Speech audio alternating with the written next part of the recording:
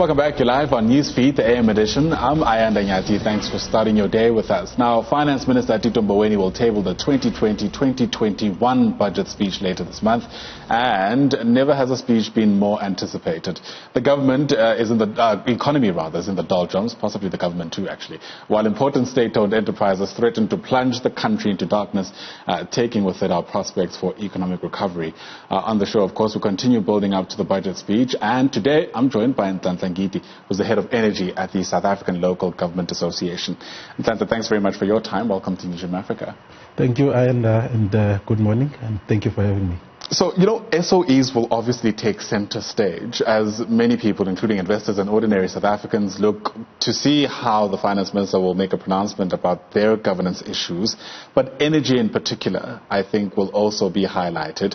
This morning, we're hearing that stage 2 load shedding has been reintroduced, and possibly until Saturday.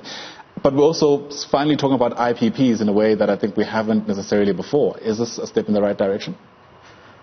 Yes, I think that's a good question. It is a step in a good direction. Mostly IPPs, renewable energy, mostly. They come into the system quite quicker.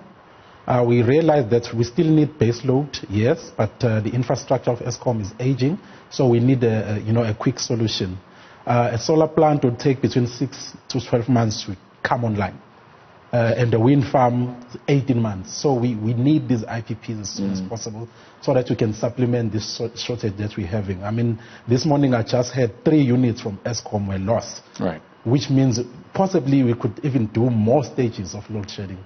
So, which even tells you that the decision that the government is taking on IPPs, especially decentralized solutions, I think that's the way to go.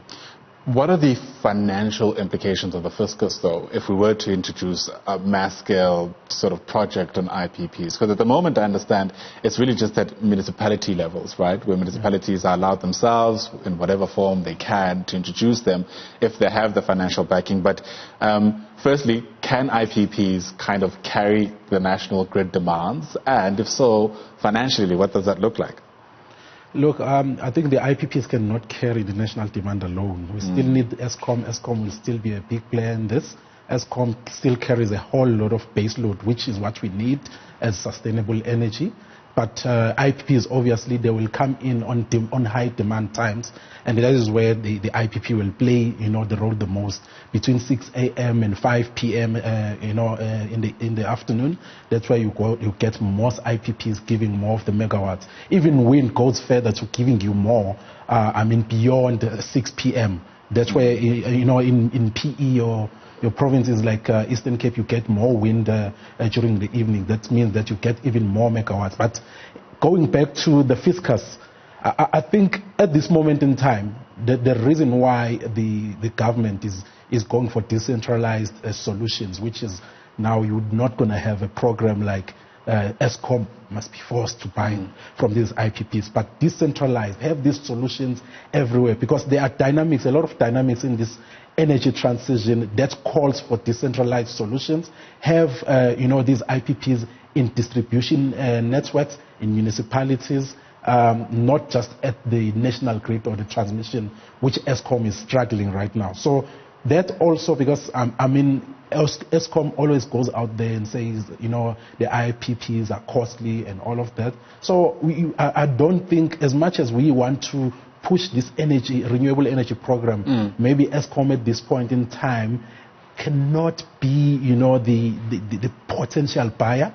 There's a lot of potential buyers. There are metros who've got healthy and good balance sheets that can actually be part of solving the country's energy problems. And we see that the city of Cape Town is, amongst those municipalities that are taking up that challenge. Yeah. Given all of that, then, what should the finance minister say insofar as energy is concerned come his budget? Yeah, that's a difficult one. I think, without responding directly to your question, right, I think I'm going to talk about the SOEs, not just Eskom.